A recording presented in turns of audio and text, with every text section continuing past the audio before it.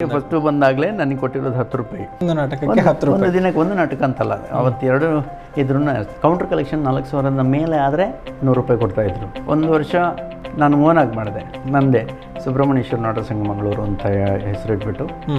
ಬಹುಶಃ ಈಗ ಎಲ್ಲ ಸಿನಿಮಾಗಳಿಗೂ ದೀಪಕ್ ರೈ ಪಾಣಾಜಿ ಅವರು ಬೇಕು ಅನ್ನುವಂಥ ಒಂದು ರೀತಿ ಟ್ರೆಂಡ್ ಸೆಟ್ ಆಗಿದೆ ಅಂತ ಹೇಳ್ಬೋದು. ಕೆಲವು ಏನಾಗುತ್ತೆ ಅಂತಂದ್ರೆ ಒಂದರಲ್ಲಿ ಏನಾದ್ರು ಕುಡುಕನ ಪಾತ್ರ ನೋಡಿದರೆ ಮತ್ತೆ ಎಲ್ಲದಕ್ಕೂ ಆ ಪಾತ್ರ ಇದ್ದಾಗ ಅಷ್ಟೇ ಕರೀತಾರೆ. ಈಗ ಸಿನಿಮಾಗಳ ಬಗ್ಗೆ ಒಂದು ಅಂದಾಜು ಸಿನಿಮಾಗಳು ಸಂಖ್ಯೆ ಇನ್ನು ರಿಲೀಸ್ ಆಗೋದು ಎಲ್ಲ ಸೇರಿ ಇವಾಗ ಬೇರೆ ಕೆಲವು ಫಿಲಮ್ ಬಂದಿರೋದು ಸೇರಿ ಒಂದು 60.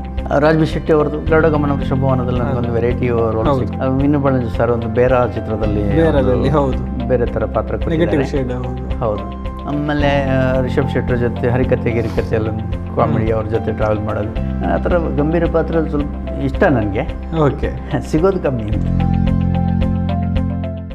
ಬಹುಶಃ ಸಿನಿಮಾ ಆಯಿತು, ನಾಟಕ ಆಯಿತು, ರಿಯಾಲಿಟಿ ಶೋಗಳದ್ದು ಕೂಡ ನಿಮ್ಮದೊಂದು ದೊಡ್ಡ ಪಾತ್ರ ಇದೆ. ಒಂದು ಹಂತದಲ್ಲಿ ರಿಯಾಲಿಟಿ ಶೋಗಳಿಂದ ನೀವು, ನಾನು ಆಗಲೇ ಹೇಳಿದ ಹಾಗೆ, ಮನೆ ಮನೆಗಳಿಗೆ ನೀವು ತಲುಪಿದ್ದೀರಿ. ಇಲ್ಲ ಅಂತಾದರೆ ಒಂದು ವರ್ಗ ಸಿನಿಮಾ ಆಸಕ್ತರು, ಒಂದು ವರ್ಗ ನಾಟಕ ಆಸಕ್ತರು, ಅವರ ಒಂದು ವಲಯದಲ್ಲಿ ಪರಿಚಯ ಆಗೋದು ಬೇರೆ, ಮನೆ ಮನೆಗಳಿಗೆ ತಲುಪಿ ಪ್ರತಿ ಒಂದು ತುಳುವರ ಒಂದು ಮನಸ್ಸನ್ನು ಗೆಲ್ಲೋದು ಬೇರೆ. ಸೊ ಅದರ ಜೊತೆಗೆ ಕನ್ನಡದಲ್ಲಿ ನಮ್ಮ ತುಳುವನ್ನು ಕಾಮಿಡಿ ಮಾಡೋದಕ್ಕೆ ಆಗೋದಿಲ್ಲ, ಅದು ಕನ್ನಡಕ್ಕೆ ಟ್ರಾನ್ಸ್ಲೇಟ್ ಆದರೆ ಅದಷ್ಟು ಕಾಮಿಡಿ ಆಗೋದಿಲ್ಲ ಅನ್ನುವಂಥ ಒಂದು ಮಾತು ಕೂಡ ಇತ್ತು. ಆದರೆ ಮಜಾ ಭಾರತದಲ್ಲಿ ನೀವು ಅದನ್ನು ಕೂಡ ತೋರಿಸಿಕೊಟ್ಟಿದ್ದೀರಿ.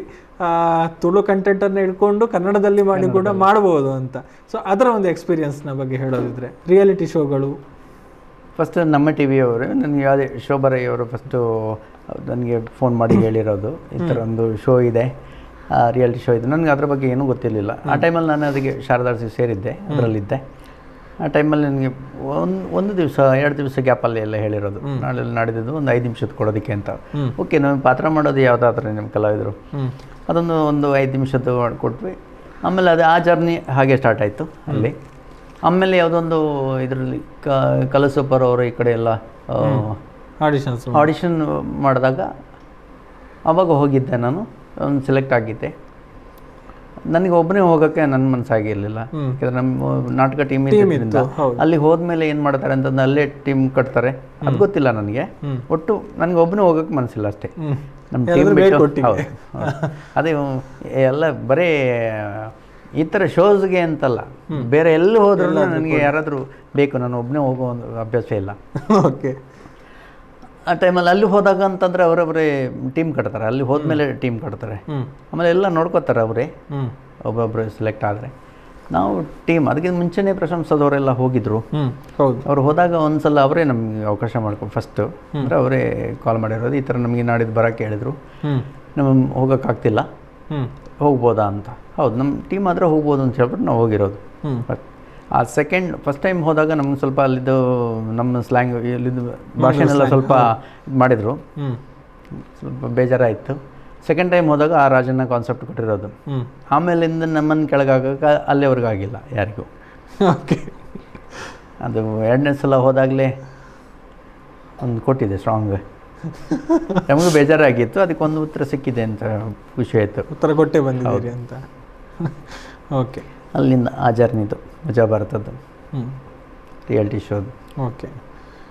ಅದಾದ ಬಳಿಕ ಈಗ ಸೀರಿಯಲ್ಗಳಿಗೂ ಕೂಡ ಪಾದಾರ್ಪಣೆ ಮಾಡಿದ್ದಾರೆ ದೀಪಕ್ ರೈ ಅವರು. ಹೇಗೆ? 2 ಸೀರಿಯಲ್ ಮಾಡಿದೆ. ಯಾವುದೆಲ್ಲ? ತುಂಬ ಸೀರಿಯಲ್ ಬಂದಿತ್ತು, ಮೊದಲಿಂದಲೇ ಬಂದಿತ್ತು, ಮಾಡೋಕ್ಕಾಗ್ತಿಲ್ಲ. ಅಂದರೆ ಅಲ್ಲಿಗೆ ಹೋಗ್ಬೇಕಾಗಿತ್ತು, ಇಷ್ಟು ದಿವಸ ಅಂತ ಹೇಳ್ತಾಯಿದ್ರು. ಆ ಟೈಮಲ್ಲಿ ಅದೇ ನಾನು ಫಿಲಮದ್ದು ಕಲ್ಕೊಂಡ ಹಾಗೆ ಆ ಡೇಟ್ಗೆಲ್ಲ ಇಲ್ಲಿ ನಾಟಕ ಇದ್ದಾಗ ನಾನು ಕಂಟಿನ್ಯೂಲ್ಲಿ ಡೇಟ್ ಕೊಡೋಕ್ಕಾಗ್ತಿರ್ಲಿಲ್ಲ. ಆಮೇಲೆ ನಾನು ಅದೇ ಗೆಸ್ಟಾಗಿ ಹೋಗ್ತಿದ್ದೆ ಅಂತ ಹೇಳಿದೆ, ಅದಕ್ಕೂ ಕರಿತಾಯಿದ್ರು. ಆಮೇಲೆ ಈ ರಜಾದಲ್ಲಿ ಒಂದು 10 ದಿವಸ ಮಾಡಿಕೊಡಿ, ಒಂದು 15 ದಿವಸ ಮಾಡಿಕೊಡಿ. ಮಿಡ್ಲಲ್ಲಿ ನಮಗಿಲ್ಲಿ ಶೋ ಇದ್ದಾಗ ನಾನು ಅದು ರಿಯಾಲಿಟಿ ಶೋದಲ್ಲಿ ಮಾಡಿದ ಮೇಲೆ ನಮಗೆ ಅದು ಕಾಮಿಡಿ ಶೋನು ಬರ್ತಾಯಿತ್ತು, ನಾಟಕ ಬರ್ತಾಯಿತ್ತು. ಅದೆಲ್ಲ ಇರಬೇಕಾದ್ರೆ ಮಿಡ್ಲಲ್ಲೆಲ್ಲ ಶೋ ಕಟ್ಟಾಗ ಅದರಲ್ಲಿ ಕಂಟಿನ್ಯೂ ಅಲ್ಲಿ ಮಾಡೋಕ್ಕಾಗ್ತಿರ್ಲಿಲ್ಲ, ಅದಕ್ಕೆ ಕಳ್ಕೊಂಡೆ.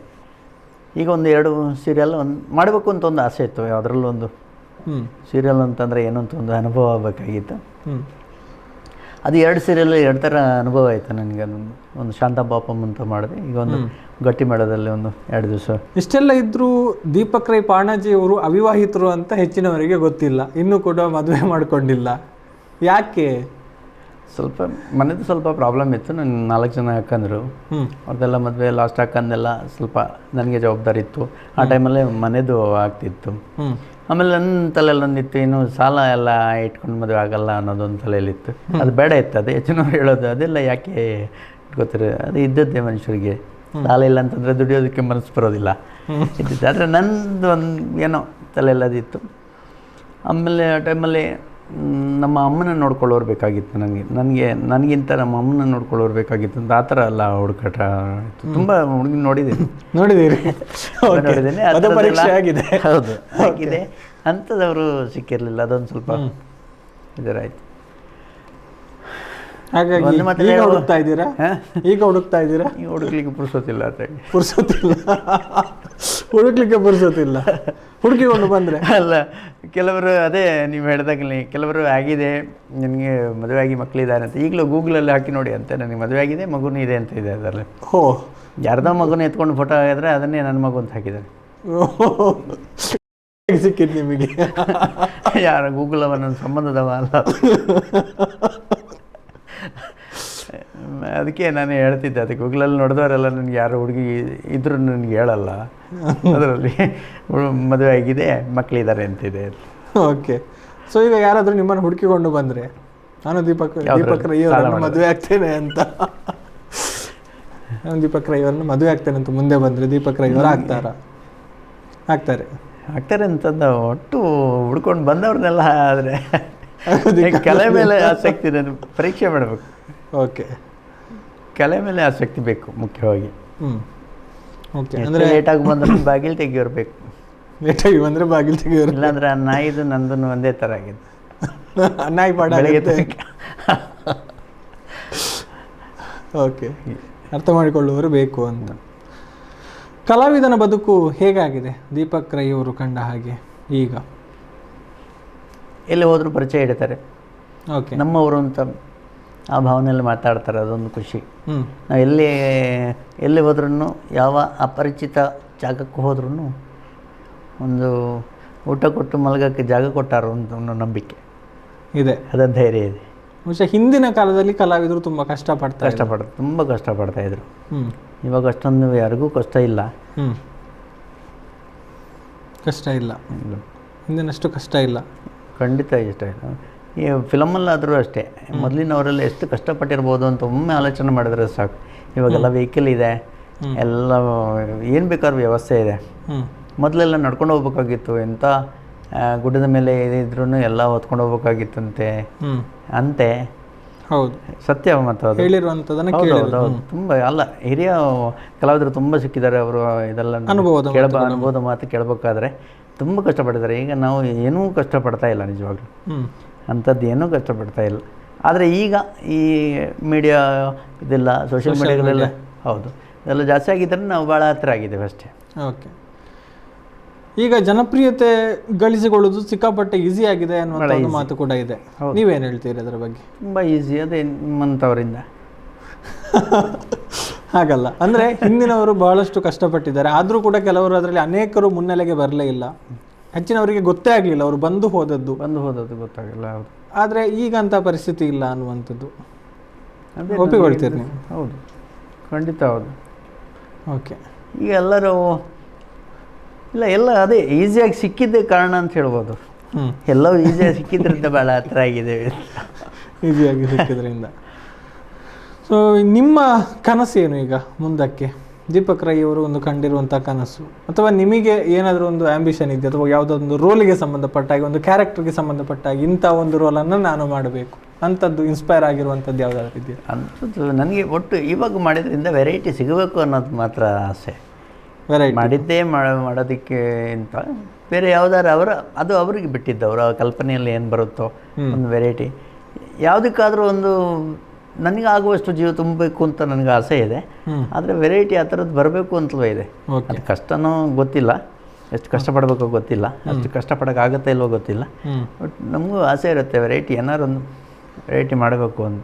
ಯಾವುದಾದ್ರು ಇಂಥ ಒಂದು ಕ್ಯಾರೆಕ್ಟರ್ನ ನಾನು ಮಾಡಬೇಕು. ಈಗ ಹೇಳಿದ್ದೇನೆ, ಕುಡುಕನ ಪಾತ್ರ, ಅಜ್ಜಿ ಪಾತ್ರ, ಇಂಥದ್ದನ್ನೆಲ್ಲ ಮಾಡಿದ್ದೇನೆ. ಅದನ್ನು ಹೊರತುಪಡಿಸಿ ಇಂಥ ಒಂದು ಕ್ಯಾರೆಕ್ಟರ್ ನಾನು ಮಾಡಬೇಕು ಅಂತ. ಒಂದು ಬುದ್ಧಿಮಾಂದ್ಯದ ಇರ್ಬೋದು, ಅಥವಾ ತುಂಬ ವಯಸ್ಸಿಂದು ಅದರಲ್ಲೆಲ್ಲ ಕೆಲವು ಅಂದರೆ ಈಗ ಏನಾಗಿದೆ ಅಂತಂದರೆ ಈಗ ವಯಸ್ಸಾದದ್ದು ಮಾಡಬೇಕು ಅಂತಂದರೆ ವಯಸ್ಸಾದವ್ರನ್ನೇ ನೋಡ್ತಾರೆ. ಹೌದು. ಈಗ ಸಣ್ಣ ವಯಸ್ಸಾದವರು ಈಗ ಸಣ್ಣ ಪಾತ್ರ ಮಾಡೋದು, ಸಣ್ಣ ಮಗು ಥರ ಮಾಡೋದು, ನನಗೆ ಆ ಥರ ವೆರೈಟಿ ಮಾಡೋದೇ ಇಷ್ಟ. ನಮಗೆ ನೋಡಿದಾಗ ನಮ್ಮದು ಪರಿಚಯ ಸಿಗಬಾರ್ದು, ಅದು ನೀವೇನ ಅಂತ ಕೇಳಬೇಕು, ಅಂಥದ್ದು ಇಷ್ಟ. ಓಕೆ. ಅದು ನೋಡಿದ ಮೇಲೆ ಅದು ಹೇಳಿದ್ರು ನಂಬಾರ್ದು, ಅದು ನಾನು ಮಾಡಿದ್ದು ಅಂತಂದ್ರೆ ನಂಬಾರ್ದು, ಅಂಥ ಪಾತ್ರ ಸಿಗಬೇಕು. ಓಕೆ.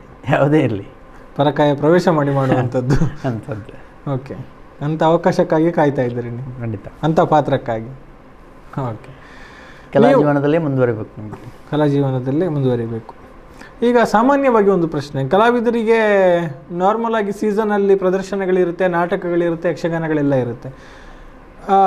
ಉಳಿದ ಸಮಯ ಅಂದರೆ ಬಹುತೇಕ ಮಳೆಗಾಲದಲ್ಲಿ ಒಂದು 2-3 ತಿಂಗಳು ಏನು ಕಾರ್ಯಕ್ರಮಗಳಿರೋದಿಲ್ಲ. ಆ ಟೈಮಲ್ಲಿ ಏನು ಮಾಡ್ತಾರೆ? ದೀಪಕ್ ರೈ ಅವರು ಆ ಟೈಮಲ್ಲಿ ಏನು ಮಾಡ್ತಾರೆ? ಮೊದಲೆಲ್ಲ ಭಾಳ ಕಷ್ಟ ಇತ್ತು. ಎಲ್ಲರೂ ನೆಂಟರ ಮನೆಗೆ ಹೋಗಿ ಉಳ್ಕೊಳ್ಳೋದು ಒಂದೇ ಬಿಟ್ಟರೆ ಬೇರೆ ಏನೂ ಇರಲಿಲ್ಲ. ಭಾಳ ಕಷ್ಟನೇ. ಎಲ್ಲರೂ ಬೇರೆ ಕಡೆ ಹೋದಾಗಲೇ ಅಲ್ಲಿ ವೆರೈಟಿ ಊಟ ಆದರೂ ಸಿಗ್ಬೋದು. ಓಕೆ. ಮನೆಯಲ್ಲಿದ್ದರೆ ಅದಕ್ಕೂ ಕಷ್ಟ ಇರುತ್ತೆ ಆ ಟೈಮಲ್ಲಿ. ಈಗಂತೂ ಪರವಾಗಿಲ್ಲ. ಈಗ ಒಂದು ಕಳೆದ ವರ್ಷಕ್ಕಿಂತ ಇದು ಕೊರೋನಾ ನಂತರ ಅಂದರೆ ಹೌದು, ಸಿನಿಮಾದಿಂದಾಗಿ ಸ್ವಲ್ಪ ಕಡೆ ಶೂಟಿಂಗು ಅಂತ ಹೇಳ್ಬಿಟ್ಟು ಟೈಮ್ ಪಾಸ್ ಆಗುತ್ತೆ. ಆಮೇಲೆ ಮತ್ತೆ ನಮ್ಮದು ಸ್ಟಾರ್ಟ್ ಆಗುತ್ತೆ ಜರ್ನಿ, ಇದು ಡ್ರಾಮಾ ಪ್ರಾಕ್ಟೀಸು. ಆಮೇಲೆ ಅಷ್ಟಮಿಗೆ ಆಗ್ಬೇಕಾದ್ರೆ ರೆಡಿ ಆಗಬೇಕು. ಇವಾಗ ಸ್ವಲ್ಪ ಹೊರಗೇನೆ ಇದ್ದೀವಿ. ಈಗ ನೆಂಟರ ಮನೆಗೆ ಹೋಗೋದಕ್ಕೂ ಅಪರೂಪ ಆಗಿದೆ. ಹೌದು, ಹಾಗಾಗಿದೆ. ಈಗ ಮುಂಚೆ ಬರ್ತಾ ಇದ್ರೆ ಈಗ ಬರ್ತಾ ಇಲ್ಲ. ಹೌದು, ಸ್ವಲ್ಪ ಅವಕಾಶಗಳು ಜಾಸ್ತಿ ಸಿಕ್ಕಿದ್ರಿಂದ ಪರವಾಗಿಲ್ಲ ಅಂತ ಆಗುತ್ತೆ. ನಿಮಗೆ ರಂಗಭೂಮಿಯಲ್ಲಿ ಆಗಲಿ ಸಿನಿಮಾ ರಂಗದಲ್ಲಿ ರೋಲ್ ಮಾಡಲ್ ಅಥವಾ ಗುರು ಅಂತ ಯಾರನ್ನಾದರೂ ನೀವು ಸ್ವೀಕಾರ ಮಾಡಿದ್ರು? ಆರಂಭದಲ್ಲಿ ಹೇಳಿದ್ರಿ ಗುರುಗಳು ಅಂತ. ನನಗೆ ಮೊದಲು ಅವರು ನಮ್ಮ ಚಿಕ್ಕಪ್ಪ ಅವರೇ. ಓಕೆ. ಗುರುಸ್ಥಾನದಲ್ಲಿ ನನಗೆ ಅದಕ್ಕೆ ಮೊದಲು ನಮ್ಮ ಡ್ಯಾನ್ಸ್ ಹೇಳಬೇಕಾದ್ರೆ ಎಲ್ಲರೂ ಗುರುಗಳೇ ನನಗೆ. ನನ್ನಿಂದ ಚಿಕ್ಕವರ ದೊಡ್ಡವರ ಅವರಿಂದ ಏನು ಕಲ್ತಿದ್ದೆ ಅವರು ಎಲ್ಲ ಗುರುಸ್ಥಾನ ಕೊಡ್ತೀರಿ ನೀವು? ಎಲ್ಲರನ್ನು ನಾನು ಗುರುಭ್ಯೋ ನಮಃ ಅಂತಲೇ ಹೇಳೋದು ಎಲ್ಲರನ್ನು. ಓಕೆ. ಎಲ್ಲರೂ ಬೇಕು. ಕೆಂಚನ್ಗೆರೆ ಜಗದೀಶ್ ಶೆಟ್ಟಿ ಕೆಂಚನ್ಗೆರೆ ಅಂತ ಅವರು ನಮ್ಮ ಶಾರದಾರ್ಸಲ್ಲಿ ಇರಬೇಕಾದ್ರೆ ಅವರು ಕಲಿಸ್ತಾಯಿದ್ರು. ಬೇರೆ ಬೇರೆ ಪಾತ್ರಗಳ ಬಗ್ಗೆ ಅವರು ಸ್ವಲ್ಪ ಸೀರಿಯಸ್ ಆಗಿ ಹೇಳ್ಕೊಡ್ತಾ ಇದ್ದಿದ್ದವರು. ಇದಕ್ಕೆ ಮೊದಲು ಪಿ ಬಿ ರೈಗಳ ಜೊತೆ ಅವ್ರ ಜೊತೆ ಅವ್ರ ಹತ್ರ ಮಾತಾಡ್ಬೇಕಾದ್ರೆ ನನಗೆ ನಡಕ್ತಾ ಇತ್ತು ಮೊದಲು. ಓಕೆ. ಭಯ ಸ್ಟಾರ್ಟಿಂಗು ಅವ್ರದ್ದು ಒಂದೊಂದು ಸಣ್ಣ ಸಣ್ಣ ಪಾತ್ರಕ್ಕೆ ಅವರು ಒಂದು ಹೇಳಿಸ್ಕೋಬೇಕಾದ್ರೆ. ಆಮೇಲೆ ಅವ್ರಿಗೆ ಜೋರು ಮಾಡುವಂಥ ಪಾತ್ರಗಳು ನನಗೆ ಸಿಕ್ಕಿದೆ. ಧೈರ್ಯದಿಂದ ಮಾಡಿದ್ದೀರಿ. ಓಕೆ. ಸೊ ಈ ಟೈಮಲ್ಲಿ ನೀವು ಯಾರಿಗಾದರೂ ಒಂದು ಥ್ಯಾಂಕ್ಸ್ ಹೇಳಬೇಕು ಅಥವಾ ಒಂದು ಸಾರಿ ಹೇಳಬೇಕು ಅಂತಿದ್ರೆ ಅಂಥವ್ರು ಯಾರಾದರೂ ಇದ್ದಾರಾ? ಯಾರಿಗಾದರೂ ಥ್ಯಾಂಕ್ಸ್ ಹೇಳ್ಬೇಕಂತ ಇದ್ರೆ? ನನಗೆ ಯಾರೆಲ್ಲ ಉಪಕಾರ ಮಾಡಿದ್ದಾರೆ, ನಾನು ಈ ಮಟ್ಟಕ್ಕೆ ಏರ್ಸೋದಕ್ಕೆ ಸಹಾಯ ಮಾಡಿದೆ ಎಲ್ರಿಗೂ ಥ್ಯಾಂಕ್ಸ್ ಹೇಳ್ಬೇಕು ನಾನು. ಓಕೆ. ಆಮೇಲೆ ನನ್ನಿಂದ ಏನಾದ್ರು ಬೇಜಾರಾಗಿದ್ದರೆ, ನಾನು ಯಾರಿಗಾದರೂ ಗೊತ್ತಿದ್ದು ಗೊತ್ತಿಲ್ಲದೆ ನನ್ನಿಂದ ತಪ್ಪಾಗಿದ್ದರೆ, ನನ್ನಿಂದ ಬೇಜಾರಾಗಿದ್ದಿದ್ರೆ ಎಲ್ರಿಗೂ ಸಾರಿ ಕೇಳ್ತೀನಿ. ಕಲಾವಿದರು ತುಂಬ ಜನ ಇದ್ದಾರೆ, ಅಥವಾ ಇದಕ್ಕಾಗಿ ಅವಕಾಶಕ್ಕಾಗಿ ಒಂದಷ್ಟು ಹಾತೊರೆಯುವಂಥವ್ರು ಇರ್ತಾರೆ. ಇಷ್ಟು ವೇದಿಕೆ ಇದ್ದರೂ, ಇಷ್ಟು ಅವಕಾಶಗಳಿದ್ರೂ ಕೂಡ ಎಲ್ಲರಿಗೂ ಅವಕಾಶಗಳು ಸಿಗ್ತಾ ಇಲ್ಲ. ಕೆಲವೊಂಥರ ತಯಾರಿ ತುಂಬ ನನಗೆ ಈ ಮಾತು ಹೇಳ್ಬೇಕು ಅಂತಂದರೆ, ಕಾಂತಾರ ನಂತರ ನನಗೆ ತುಂಬ ಕಾಲ್ ಎಲ್ಲ ಬರುತ್ತೆ, ಮೆಸೇಜ್ ಬರುತ್ತೆ. ಒಂದು ಅವಕಾಶ ಮಾಡಿಕೊಡಿ ನನಗೆ, ಅದರಲ್ಲಿ ಪರಿಚಯ ಮಾಡಿಕೊಡಿ, ಇದರಲ್ಲಿ ಪರಿಚಯ ಮಾಡಿಸಿ, ನಾನು ನಿಮ್ಮ ಜೊತೆ ನಾವು ಅಲ್ಲಿ ಬರ್ತೀವಿ, ನಿಮ್ಮ ಜೊತೆ ಬರ್ತೀವಿ, ಯಾವುದಕ್ಕಾದ್ರೂ ಒಂದು ಹಾಕಿ ತುಂಬ ಕಾಲ್ ಬರುತ್ತೆ ನನಗೆ. ಓಕೆ. ಪಾಪ ಬೇಜಾರೇ ಆಗುತ್ತೆ, ಒಮ್ಮೆ ಹಿಂಸೆನೂ ಆಗುತ್ತೆ. ಪಾಪ ಅವ್ರ ತಲೆಯಲ್ಲಿ ಎಷ್ಟೊಂದು ಆಸೆಗಳಿದೆ ನೋಡಿ, ಮಾಡಿಕೊಡ್ಬೇಕು ಅನ್ನೋ ಆಸೆ ಇದೆ. ಅವ್ರು ಕೇಳೋ ಟೈಮಲ್ಲಿ ಇಲ್ಲಿ ಏನೂ ಇರಲ್ಲ, ಆಮೇಲೆ ಮರ್ತೋಗುತ್ತೆ. ಅಂಥ ಅವಕಾಶಗಳು ಇದ್ದಾಗ ಯಾರು ನಮ್ಗೆ ಹೇಳಿದ್ರು ಅನ್ನೋ ಮರ್ತೋಗುತ್ತೆ ಅದು. ಅವರು ಪಾಪ ಪದೇ ಪದೇ ಕಾಲ್ ಮಾಡಿದ್ರೆ ನಮಗೆ ಬೇಜಾರಾಗುತ್ತೆ ಅಂತ ಅದು ಮಾಡಲ್ಲ. ತುಂಬ ಜನ ಇದ್ದಾರೆ ಆ ಥರ, ಬೇಜಾರಾಗಿದೆ. ಅಂಥವ್ರಿಗೆ ಏನು ಹೇಳೋದಕ್ಕೆ ಇಷ್ಟಪಡ್ತಾರೆ ನೀವು? ಏನು ಮಾಡೋದು, ನಾನು ಅವಕಾಶಕ್ಕಾಗಿ ಕಾದಿದ್ದೀನಿ. ನಾನು ಒಂದು ಫಿಲಮಲ್ಲಿ ಒಂದು 10 ನಾಟಕದಲ್ಲಿ ಅಷ್ಟೊಂದು ಪಾತ್ರ ಮಾಡಿದ ಒಂದು 7-8 ಸಾವಿರ ನಾಟಕ ಪ್ರದರ್ಶನ ಕೊಟ್ಟರು ನನಗೆ ಯಾವುದ್ರಲ್ಲೂ ಅವಕಾಶ ಸಿಕ್ಕಿರಲಿಲ್ಲ. ನನಗೆ ಬರಬೇಕಾದ್ರೆ ನಾನು 15 ವರ್ಷ ನಾನು ಕಾದಿದ್ದೀನಿ. ಕಾಯಲೇಬೇಕು, ಅವಕಾಶ ಯಾವಾಗಾದರೂ ಸಿಗುತ್ತೆ.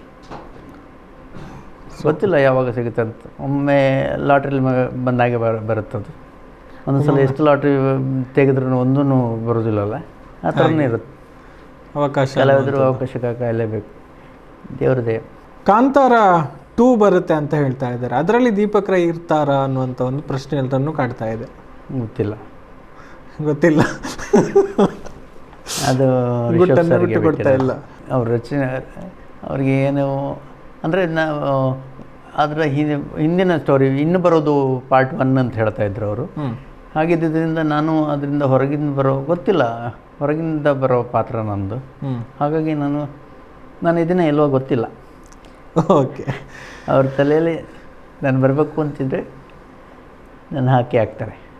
ಓಕೆ, ಎಲ್ಲರೂ ಹೇಳ್ತಾ ಇದ್ರು ಅಂದರೆ ಬಹುಶಃ ಕಾಂತಾರದಲ್ಲಿ ಆ್ಯಕ್ಟ್ ಮಾಡಿದ ಎಲ್ಲ ಕಲಾವಿದರು ಹೇಳ್ತಾ ಇದ್ದಂಥ ಮಾತು, ಎಲ್ಲ ಸಿನಿಮಾಗಳ ಒಂದು ಶೂಟಿಂಗ್ನ ಟೈಮಿನ ಒಂದು ಎಕ್ಸ್ಪೀರಿಯನ್ಸ್ ಒಂದು ಥರ ಇದ್ದರೆ ಕಾಂತಾರದ್ದು ಒಂದು ಡಿಫ್ರೆಂಟ್ ಎಕ್ಸ್ಪೀರಿಯನ್ಸ್ ಅಂತ.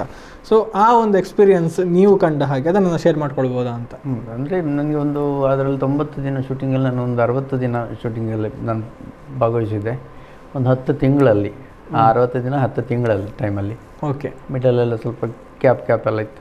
ಆ ಟೈಮಲ್ಲಿ ಆಲ್ಮೋಸ್ಟ್ ನೈಟ್ ಶೂಟೇ ಇತ್ತು. ಅದು ಅಲ್ಲದೆ ಕಾಡಲ್ಲಿ, ಒಂದು ಸಿಟಿಯಲ್ಲಿ ನೈಟ್ ಇದ್ರೆ ಆ ಕಡೆ ಅಂಗಡಿ ಇರುತ್ತೆ, ಎಲ್ಲರೂ ಇರ್ತಾರೆ, ಮಾತಾಡ್ಕೊಂಡಿರ್ಬೋದು. ಇದು ಕಾಡಲ್ಲಿ ಶೂಟು.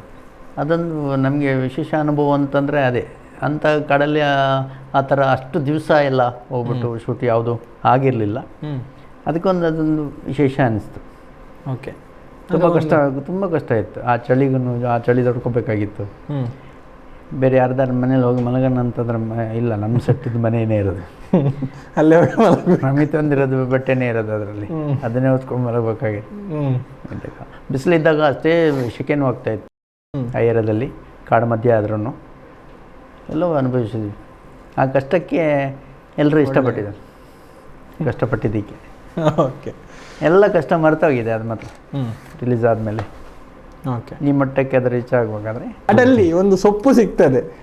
ಬಹುಶಃ ಈ ಡೈಲಾಗ್ ಮೂವಿಯಲ್ಲಿ ಬಹಳಷ್ಟು ಹಿಟ್ ಆಗಿತ್ತು. ಎಲ್ಲರೂ ಕೂಡ ನೀವು ಹೋದಲ್ಲೆಲ್ಲ ಅದನ್ನೇ ಕೇಳ್ತಾ ಇದ್ರು, ನಾವು ಕೂಡ ನೋಡಿದ್ದೇವೆ. ಸೊ ನಿಮಗೆ ಆ ಡೈಲಾಗ್ಗೆ ಸಂಬಂಧಪಟ್ಟ ಏನೆಲ್ಲ ಆಗಿದೆ? ಅದರಲ್ಲೂ ನನಗೊಂದು ವಿಚಿತ್ರ ಕಾಣೋದು ಅಂತಂದರೆ, ನೋಡಿ, ಕಾಡಲ್ಲಿ ಒಂದು ಸೊಪ್ಪು ಸಿಗ್ತದೆ ಅಂತ ಹೇಳೋದು ಆ್ಯಕ್ಚುಲಿ ಅದು ನನ್ನ ಡೈಲಾಗ್ ಅಲ್ಲ, ನಿಮ್ಮ ಡೈಲಾಗ್ ಅಲ್ಲ ಅವಳು ಹೇಳೋದು. ಹೌದು, ಆದರೆ ನನ್ನ ನೋಡ್ಬೇಕಾದ್ರೆ ಹೇಳೋದು ಎಲ್ಲ ಆ ಡೈಲಾಗ್. ನಾನು ಅದಕ್ಕೆ ಆ್ಯಕ್ಚುಲಿ ಅದು ಜೋರು ಮಾಡೋದೇ ಇರೋದು. ಒಂದು ಬ್ರ್ಯಾಂಡ್ ಅಂಬಾಸಿಡರ್ ಆಗಿದೆ ಆ ಡೈಲಾಗ್. ನೀವು ಎಲ್ಲಿ ಹೋದರೂ ಅದನ್ನು ಹೇಳಿಸ್ತಾರೆ. ಅದೊಂದು ಖುಷಿ ಆಗ್ತದೆ, ಅನ್ಸುತ್ತೆ.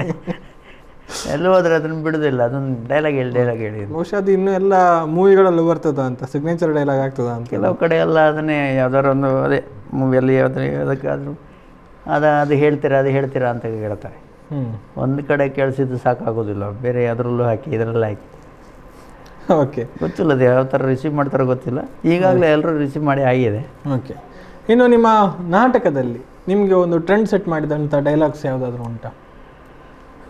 ಅದು ಜನರ ಬಾಯಲ್ಲಿ ಹರಿದಾಡ್ತಾ ಇದ್ದದ್ದು, ನಾಟಕಕ್ಕೆ ಸಂಬಂಧಪಟ್ಟ ಹಾಗೆ. ಅದು ಇತ್ತು, ಮೊದಲೆಲ್ಲ ಇತ್ತು. ನನಗೀಗ ನೆನಪು ಬರ್ತಾ ಇಲ್ಲ ನೀವು ಸಡನ್ ಕೇಳಿದಾಗ. ನಾಟಕದಲ್ಲಿ ಎಲ್ಲ ಆ ಥರದ್ದು ಇತ್ತು. ಅಂದರೆ ಒಂದು ಅದು ಯಾವಾಗಲೇ ಇರುತ್ತೆ. ಯಾವುದಾದ್ರು ಒಂದು ನಾಟಕ ಇದ್ದಾಗ ಅದರಲ್ಲಿ ಒಂದು ಅವ್ರಿಗೆ ಇಷ್ಟ ಆದಿದ್ದರೆ ಫಸ್ಟ್ ಶೋ ಅದು ಕೂಡಲೇ ಅದು ಹೊರಗೆ ಬಂದಾಗ ಒಂದು ಹೇಳ್ಕೊಂಡು ಹೋಗುವಂಥದ್ದು ನಮಗೆ ಕೇಳಿಸುತ್ತೆ. ಅದು ನಾವು ಗ್ರೀನ್ ರೂಮಿಗೆ ಬಂದಾಗಲೇ ಅವರು ಅಲ್ಲಿಂದ ಜೋರು ಹೇಳ್ಕೊಂಡು ಹೋಗೋದಂಥದ್ದು ಅಂತ ತುಂಬ ಡೈಲಾಗ್ ಇರುತ್ತೆ. ಅದು ಯಾವುದು ಇಷ್ಟ ಆಗುತ್ತೆ ಅದು ಒಂದೊಂದು ನಾಟಕದ್ದು ಯಾವ್ದಾದ್ರು ಒಂದೊಂದು ಡೈಲಾಗ್ ಇರುತ್ತೆ. ಅದು ಮೊದಲೆಲ್ಲ ತುಂಬ ಇತ್ತು. ನಮ್ಮ ನಂದಿಗೇಶ್ವರದಲ್ಲಿದ್ದಾಗೆಲ್ಲ ಕನ್ನಡ ನಾಟಕದಲ್ಲಿ ಅದೆಲ್ಲ ಒಂದೊಂದು ಟ್ರೆಂಡ್ ಇತ್ತು. ಅದರ ಡೈಲಾಗ್ ನನಗೆ ನೆನಪಿಲ್ಲ, ತುಂಬ ಇತ್ತು ಅಂಥದ್ದು. ಆಗಲೂ ಇತ್ತು. ಓಕೆ, ಅದನ್ನು ಹೇಳ್ಕೊಂಡೆಲ್ಲ ಹೋಗೋದು ಖುಷಿ ಆಗ್ತಿತ್ತು. ಮತ್ತೆ ಯಾವಾಗ ಸಿಕ್ಕಿದಾಗ ಅದನ್ನೇ ಹೇಳೋದು ಅಂಥದ್ದು ಮೊದಲೇ ಇತ್ತು. ಈಗ ಕಡಲ ಸೊಪ್ಪು ಅಂತ ಹೇಳಿದ್ರಲ್ಲ, ಆ ಟೈಮಲ್ಲೇ ಇತ್ತು ನಮಗೆ ಅದು. ಅದೆಲ್ಲ ಖುಷಿ ಕೊಡ್ತಾ ಇತ್ತು ಅಂತ. ತುಂಬ ಖುಷಿ. ಓಕೆ, ಬೇಕಾಗಿದ್ದಲ್ಲ ಕಲಾವಿದನ ಸಾರ್ಥಕತೆ ಇರುವುದು ಅಲ್ಲೇ ಅಂತ, ಪಾತ್ರ ಇನ್ನೊಬ್ಬರ ಮನಸ್ಸು ತಟ್ಟಿದಾಗ ಅಂತ. ಹೌದು. ಈ ಕೆಲವು ವಿಲನ್ ಪಾತ್ರ ಎಲ್ಲ ಬಂದಾಗೆಲ್ಲ ಎದುರುಗಡೆಯಿಂದ ಕಲ್ಲು ಹೊಡಿತಾ ಇದ್ರಂತೆ, ಅವ್ನ ಮನೆಗೆ ಬಂದಾಗ ಅವ್ನಿಗೆ ಊಟ ಆಗ್ತಿರ್ಲಿಲ್ಲ ಅಂತೆ. ಆ ಥರದ್ದೆಲ್ಲ ನಾವು ಕೇಳಿದ್ದೇವೆ. ಅದು ನೋಡಿ, ಅದು ಎಷ್ಟು ನ್ಯಾಚುರಲ್ ಇರಬೇಕು ಆ ಆ್ಯಕ್ಟಿಂಗ್ ಅಂತ. ಹೌದು. ಆದರೆ ಹೆಚ್ಚಿನವರು ಯಾರು ಖಳನಾಯಕ ಮಾಡೋರೆಲ್ಲ ಅವರು ಬಹಳ ಮೃದುವಾಗಿರ್ತಾರೆ. ಹೌದು, ನಿಜ ಜೀವನದಲ್ಲಿ ತಿಳ್ಕೊಳ್ಳೋದಿಲ್ಲ, ಅದನ್ನು ನಾಟಕ ಅಂತ ಹೇಳ್ಕೊಳ್ತಾರೆ ಅಷ್ಟೇ. ನಿಮಗೆ ವಿಲನ್ ಒಂದು ಶೇಡಲ್ಲಿ ಈಗ ಮೂವಿಯಲ್ಲಿ ಮಾಡಿದ್ದೀರಿ, ಇನ್ನೂ ಅಂಥ ಪಾತ್ರಗಳಲ್ಲಿ ಕಾಣಿಸಿಕೊಳ್ಬೇಕು ಅಂತ ಆಸೆ ಇದೆ? ಹೌದು, ನನಗೆ ನಂದು ಕ್ಲೋಸ್ ಕೆಲವೆಲ್ಲ ಇದು ತೆಗಿಬೇಕು ಅಂತಂದರೆ ನನ್ನ ಫೇಸ್ ನೋಡಿ ಯಾವ್ದಾರು ಒಂದು ವಿಲನ್ ಮಾಡಬೇಕು, ನಿಮಗೆ ಕಂಪ್ಲೀಟ್ ವಿಲನ್ ಮಾಡಬೇಕು ಅಂತ ಹೇಳ್ತಾ ಇತ್ತು. ಓಕೆ, ಏನು ನೋಡಿ ಗೊತ್ತಿಲ್ಲ, ಕಣ್ಣಲ್ಲ ಏನು ಗೊತ್ತಿಲ್ಲ. ಆದರೆ ಅಂಥದ್ದು ತುಂಬ ಜನರಿಗೆ ಅದು ನಿರ್ದೇಶಕರಿಗೆ ಬಂದಿದೆ. ಅದು ನನಗೆ ಹೇಳಿದ್ದು ಉಂಟು. ಯಾವಾಗ ಕೊಡ್ತಾರೆ ಅಂತಿರೋದಷ್ಟೇ. ಓಕೆ, ಕೊಟ್ಟರೆ ಅದನ್ನು ಮಾಡ್ತೀರಿ? ಅದೆಲ್ಲ ವಿನೂ ಬಳಂಜ ಸರದ್ದು ಹೇಳ್ಬೇಕು ಅಂತಂದರೆ ನಾನು ಆ್ಯಕ್ಚುಲಿ ಅವ್ರ ಹತ್ರ ಅಷ್ಟು ಕ್ಲೋಸಾಗಿ ಯಾವುದ್ರಲ್ಲಿ ಅದಕ್ಕಿಂತ ಮುಂಚೆ ಯಾವತ್ತೂ ಸಿಕ್ಕಿಲ್ಲ. ಆದರೂ ನಾನು ಆ ಪಾತ್ರಕ್ಕೆ ಹೇಗೆ ಚೂಸ್ ಮಾಡಿದ್ರೂ ಗೊತ್ತಿಲ್ಲ. ತುಂಬ ಖುಷಿ ಕೊಟ್ಟಿದ್ದು ಅದು ಮಾತ್ರ ಪಾತ್ರ. ಕಾಯ್ದುಕೊಂಡು ಹೌದು ಎಂಡಿಗೆ ರಿವೀಲ್ ಆಗುವಂಥ ಪಾತ್ರ. ಹೌದು. ಇನ್ನು ಕೊನೆಯದಾಗಿ ಈ ಸಂದರ್ಭದಲ್ಲಿ ಏನು ಹೇಳ್ತೀರಿ, ನಿಮ್ಮ ಒಂದು ಮೆಸೇಜ್? ಮೆಸೇಜ್ ಕೊಡುವಷ್ಟು ದೊಡ್ಡ ಇನ್ನೂ ಆಗಿಲ್ಲ. ಮೆಸೇಜ್ ಆದರೂ ಹೆಂಗಾರು ಕಲಾವಿದರಂತಲ್ಲ, ಒಂದು ತಂಡದಲ್ಲಿರಬೇಕು ಅಂತಂದರೆ, ತಂಡದಲ್ಲಿದ್ದವರಿಗೆ ಹೇಳ್ಬೇಕು ಅಂತಂದರೆ, ಈಗ ಕಲಾವಿದರ ಮನಸ್ಸನ್ನು ಅರ್ಥ ಮಾಡ್ಕೊಳ್ಳೋ ಮಾಲೀಕ ಆಗಿರಬೇಕು ತಂಡದ ನಾಯಕ ಅಂತಂದಾಗ. ಕಲಾವಿದರು ಅಷ್ಟೇ, ಆ ನಾಯಕರ ಕಷ್ಟ ಏನು ಅಂತ ತಿಳ್ಕೊಳ್ಳೋವಂಥ ಕಲಾವಿದರು ಇರಬೇಕು. ಆ ಥರ ಇಟ್ಕೊಂಡು ಆ ಮನಸ್ಥಿತಿಯಲ್ಲಿ ಮುಂದೆ ಹೋದರೆ ಮನಸ್ತಾಪ ಬರಲಿಕ್ಕಿಲ್ಲ, ಚೆನ್ನಾಗಿ ಇರ್ಬೋದು ಅನ್ನೋ ನಂಬಿಕೆ ನನಗೆ ಅಷ್ಟೇ. ಅದು ಬರೋರು ಅರ್ಥ ಮಾಡ್ಕೋಬೇಕು. ಬಂದು ಕೂಡಲೇ ಕೆಲವರು ಆ ಪಾತ್ರ ಕೊಡಿ ಈ ಪಾತ್ರ ಕೊಡಿ ಅಂತ ಕೇಳೋರು ಇರ್ತಾರೆ. ನಮ್ಮ ತಂಡಕ್ಕೆ ಅಂತಲ್ಲ, ಕೆಲವರೆಲ್ಲ ನಮಗೆ ಅಂಥದ್ದು ಬೇಕು ಇಂಥದ್ದು ಬೇಕು ಅಂತ ಕೇಳಿ ತಗೊಳ್ಳೋರು. ಬಂದಿದ್ದನ್ನು ಯಾವ ರೀತಿ ಮಾಡಬೇಕು ಅನ್ನೋದು ಅವ್ರ ಮನಸ್ಸಲ್ಲಿ ಇರೋದಿಲ್ಲ. ಒಂದು ಚಿಕ್ಕ ಪಾತ್ರ ಆಗಲೂ ಪರವಾಗಿಲ್ಲ, ಒಂದು ಸಿನಲ್ಲಾದರೂ ಪರವಾಗಿಲ್ಲ, ಅದಕ್ಕೆ ಎಷ್ಟು ಜೀವ ತುಂಬಬೇಕು ಅನ್ನೋದು ಮಾತ್ರ ನಮ್ಮಲ್ಲಿ ಇರಬೇಕು. ನಾವು ಕೊಡುವಾಗಲೇ ಅಷ್ಟು ಕೊಡಬೇಕು, ಒಂದು ಗೊಂಚಲದಲ್ಲಿ ಕೊಡಿ ಅಂತ ಹೇಳ್ಬಿಟ್ಟು ಬೇಕಾಗಿರೋ ಒಂದು ತುತ್ತು ಆದರೂ ಅಂಥ ಭಾವನೆ ಇರೋರು ಇರ್ತಾರೆ. ಓಕೆ, ಅದೆಲ್ಲ ಬಿಟ್ಟು ನಮ್ಗೆ ಬಂದಿದ್ದೆ ಪಾಲಿಗೆ ಬಂದದ್ದೇನು ತಿಳಿದು ನಡೆದ್ರೆ ಒಳ್ಳೆಯದು. ಅದರ ಜೊತೆಗೆ ಇದನ್ನು ನಾನು ಕೇಳಲೇಬೇಕು, ನಿಮ್ಮ ಪ್ರಕಾರ ಒಬ್ಬ ಕಲಾವಿದನಿಗೆ ಬೇಕಾದಂತಹ ಬೇಸಿಕ್ ಅಂಶ ಯಾವುದು? ಏನು ಬೇಕು ಒಬ್ಬ ಕಲಾವಿದನಾಗಬೇಕಿದ್ರೆ ಅರ್ಹತೆ ನಿಮ್ಮ ಪ್ರಕಾರ? ಅವನ ಮನಸ್ಸಲ್ಲಿ ಬರೀ ಮೊದಲು ಬಂದ ಕೂಡಲೇ ಅವ ಕಲಾವಿದ ಆಗಬೇಕು ಅನ್ನೋದು ತಲೆಯಲ್ಲಿ ಇರಬಾರ್ದು. ಅವ್ನು ಏನು ಕಲಿಬೇಕು ಅಲ್ಲಿ ಬಂದ ಕೂಡಲೇ ಯಾರಿಗೆ ಯಾವ ಥರ ಗೌರವ ಕೊಡಬೇಕು, ಮರ್ಯಾದೆ ಕೊಡಬೇಕು, ಯಾವ ಥರ ತಾಳ್ಮೆಯಿಂದ ಇರಬೇಕು,